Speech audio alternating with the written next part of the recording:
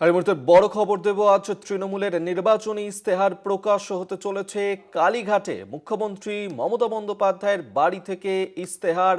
আজ মমতা বন্দ্যোপাধ্যায়ের বাড়ি থেকে ইস্তেহার প্রকাশ। তৃণমূল সুপ্রিমোর বাড়ি থেকে এই ইস্তেহার প্রকাশ হবে। ২৬-এর বিধানসভা নির্বাচনের দিনক্ষণের ঘোষণা হয়ে গেছে এবং বিভিন্ন রাজনৈতিক দল তাদের তরফ থেকে এই ইস্তেহার প্রকাশ করা হয়, যে ইস্তেহারে থাকে যে তারা ক্ষমতায় এলে সেই ক্ষেত্রে তারা ঠিক কি কি প্রতিশ্রুতি দেবেন এবং সেই প্রতিশ্রুতি কি পূরণ করবেন সেই বিষয়ে উল্লেখ থাকে এই ইস্তেহারে। এবং যেমনটা জানা যাচ্ছে যে এবারের ইস্তেহারেও নতুন প্রতিশ্রুতি দেবে তৃণমূল কংগ্রেস এবং চতুর্থবারের জন্য যদি তারা ক্ষমতায় আসে সেই ক্ষেত্রে তাদের কি ভাবনা রয়েছে তাও তারা সামনে নিয়ে আসবে। এবং সেক্ষেত্রে আজকেই তৃণমূল সুপ্রিমো মমতা বন্দ্যোপাধ্যায় তিনি এই ইস্তেহার প্রকাশ করবেন। এই মুহূর্তে এক্সক্লুসিভ খবর দিচ্ছি কলকাতা টিভিতে, যেখানে আজকে তৃণমূলের ইস্তেহার প্রকাশ হবে এবং এই ইস্তেহারে নতুন প্রতিশ্রুতি দেবে শাসক দল। আমরা এই নিয়ে আরো বিস্তারিত কথা বলবো। এই মুহূর্তে আমাদের সঙ্গে টেলিফোনে রয়েছেন আমাদের ডেপুটি এডিটর মৌপিয়া নন্দী। মৌপিয়াদি, কখন তৃণমূলের এই ইস্তেহার প্রকাশ হবে এবং এই ইস্তেহারে কি কি থাকতে চলেছে, কি কি প্রতিশ্রুতি থাকতে চলেছে, সূত্র মারফত কি কিছু জানা যাচ্ছে? দেখো, যে কোনো রাজনৈতিক দলের কাছে যে যে নির্বাচনী ইশতেহার সেটা খুবই গুরুত্বপূর্ণ এবং বিশেষ করে তৃণমূল কংগ্রেস যারা তাদের 15 বছরের যে প্রতিষ্ঠান বিরোধিতার হাওয়া, সেই প্রতিষ্ঠান বিরোধিতা সেটা তাদের কাছে একটা অন্যতম মাথায় রাখার মতো একটা বিষয়। 15 বছর তারা সরকারে রয়েছে, এরকম অবস্থায় তারা ভোটে যাচ্ছে।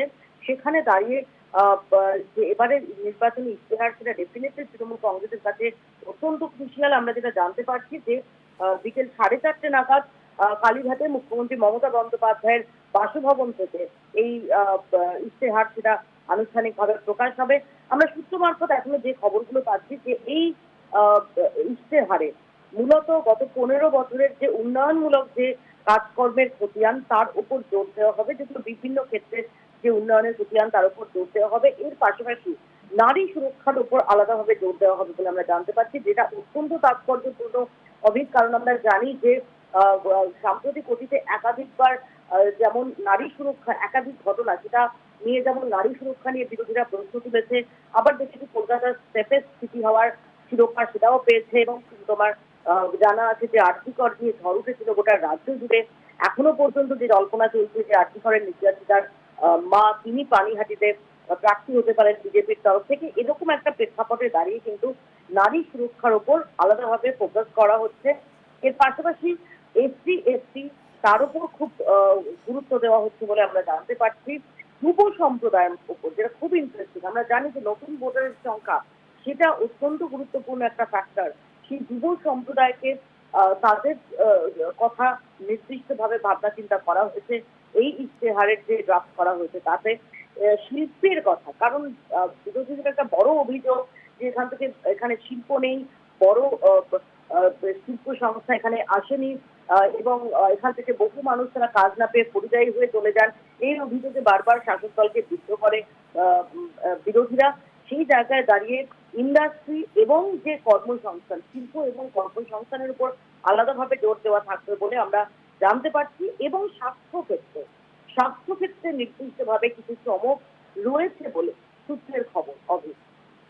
ধন্যবাদ মৌপিয়া নন্দী আমাদের সঙ্গে টেলিফোনে ছিলেন আমাদের ডেপুটি এডিটর। আজ তৃণমূলের এই নির্বাচনী ইস্তেহার প্রকাশ হবে কালীঘাটে। তৃণমূল সুপ্রিমো মমতা বন্দ্যোপাধ্যায় তার বাড়িতে বিকেল 4:30টার সময় এই ইস্তেহার প্রকাশ করতে চলেছে তৃণমূল।